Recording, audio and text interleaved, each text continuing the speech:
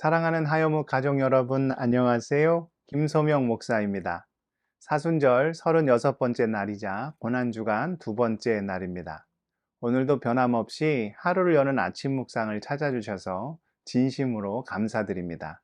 말씀과 함께, 주님과 함께 소망의 아침 열어가실 수 있기를 축복합니다. 이 시간 주시는 말씀은 마태복음 27장 3절에서 5절까지입니다. 그때에 예수를 판 유다가 그의 정죄함을 보고 스스로 뉘우쳐 그 은 30을 대제사장과 장로들에게 도로 갖다 주며 이르되 내가 무죄한 피를 팔고 죄를 범하였도다 하니 그들이 이르되 이것이 우리에게 무슨 상관이냐 내가 당하라 하거늘 유다가 은을 성소에 던져 놓고 물러가서 스스로 목매어 죽은지라. 아멘. 많은 사람들이 세상에서 인생의 답을 찾고자 합니다. 그러나 정작 원하는 답을 얻지 못하는 정말 답답한 삶을 살 때가 많죠. 심지어 그리스도인들도 세상에서 답을 구하려 할 때가 많습니다.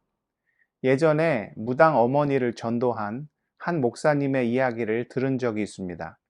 그 목사님이 군 복무를 하고 있을 때 어머니께서 보내신 편지를 하나 받았다고 합니다.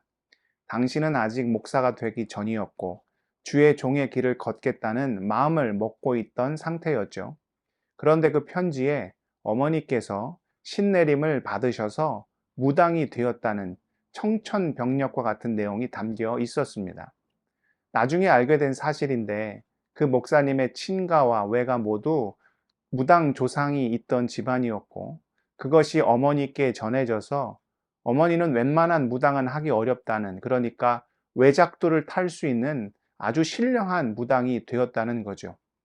그때부터 엄청난 영적 전쟁이 시작되었다고 합니다.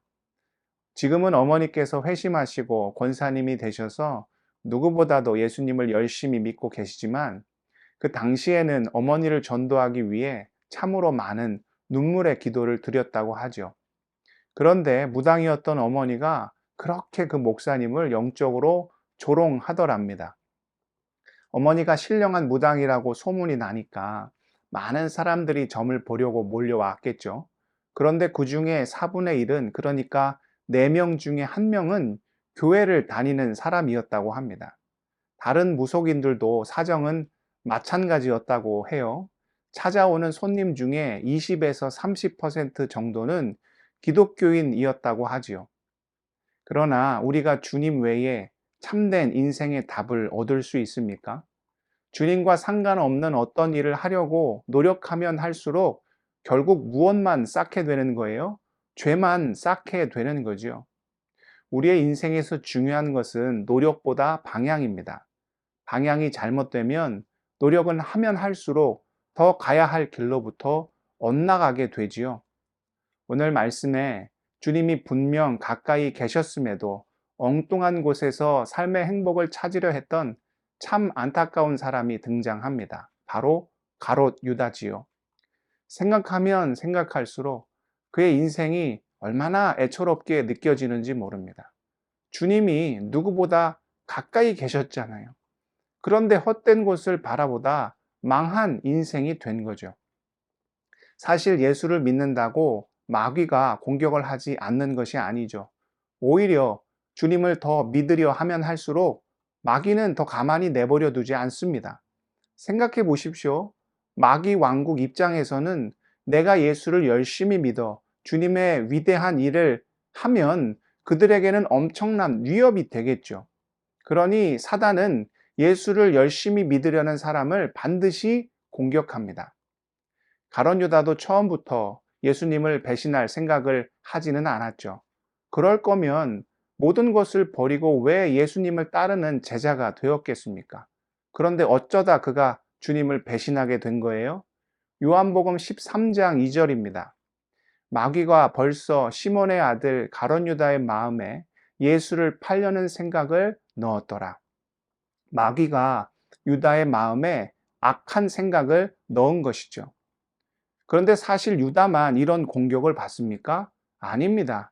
우리 그리스도인들도 모두 이런 공격을 받지요.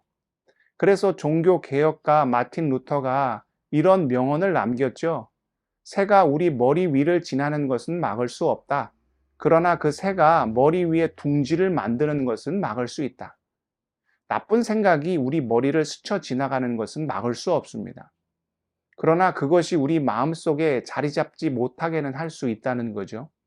그런데 사실 이것도 쉽지 않아요.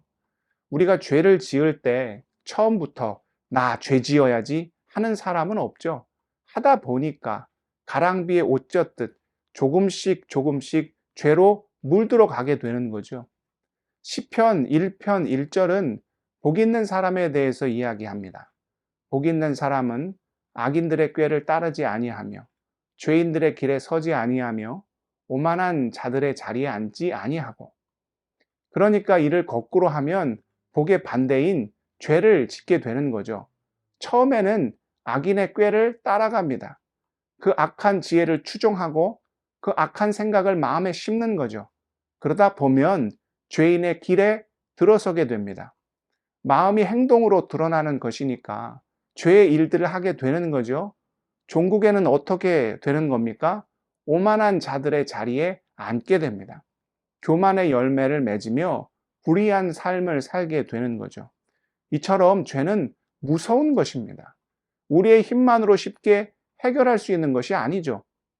단지 가롯 유다만의 문제가 아니라는 겁니다. 성경은 말합니다. 로마서 3장 23절에 모든 사람이 죄를 범하였음에 하나님의 영광에 이르지 못하더니. 또 로마서 6장 23절 앞부분입니다. 죄의 삭은 사망이요. 그리고 히브리서 9장 27절입니다. 한 번 죽는 것은 사람에게 정해진 것이요. 그 후에는 심판이 있으리니. 우리가 죄의 문제를 해결하지 못하면 결국 사망에 이르게 되고 그 뒤에는 무서운 심판이 기다리고 있다는 거죠. 그러면 어떻게 해야 할까요? 죄의 문제를 해결할 수 있는 답은 어디에 있는 것입니까? 결국 예수 그리스도이시죠. 주님만이 우리의 모든 죄를 완전히 사해 주실 뿐만 아니라 우리가 무엇을 해야 할지, 어떻게 살아야 할지, 어떤 길로 가야 할지를 분명히 가르쳐 주신다는 것입니다. 우리가 우리의 연약함을 고백하고 우리 안에 있는 죄악을 온전히 주님께 아뢰면 주님은 어떤 은혜를 주십니까? 요한복음 5장 24절입니다. 내가 진실로 진실로 너희에게 이르노니 내 말을 듣고 또 나 보내신 이를 믿는 자는 영생을 얻었고 심판에 이르지 아니하나니 사망에서 생명으로 옮겨졌느니라. 또 로마서 8장 1절과 2절입니다. 그러므로 이제 그리스도 예수 안에 있는 자에게는 결코 정죄함이 없나니 이는 그리스도 예수 안에 있는 생명의 성령의 법이 죄와 사망의 법에서 너를 해방하였습니다.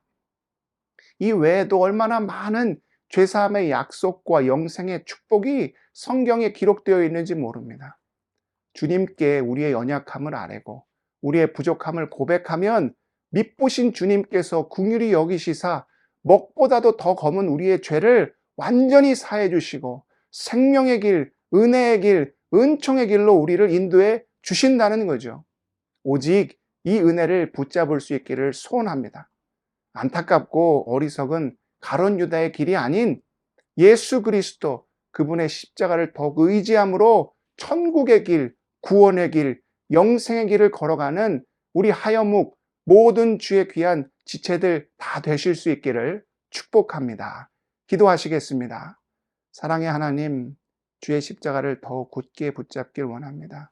가룟 유다는 주님이 옆에 있었음에도 엉뚱한 곳을 바라보고 그 엉뚱한 곳에서 삶의 해결책을 구하고자 결국 죄악의 길을 걸었고 안타까운 삶의 결말을 맞이했음을 봅니다.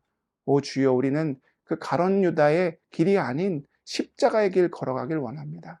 우리의 연약함, 우리의 죄악을 온전히 주님께 고백하여 사해 주시고 깨끗게 하시고 의롭게 하시는 천국의 백성 구원의 자녀 삼아 주시는 그 십자가의 은총 가운데 거할 수 있도록 아버지 우리를 불쌍히 여겨 주옵소서. 특별히 어려움 가운데 있는 하여묵 지체들 주님 인도해 주시고 아버지 그 삶을 온전히 올려드릴 때 주님 붙잡아 주시고 안수해 주셔서 이길 힘과 능력을 주 안에서 온전히 발견할 수 있도록 승리하는 주의 지체들 다 될 수 있도록 함께하여 주옵소서.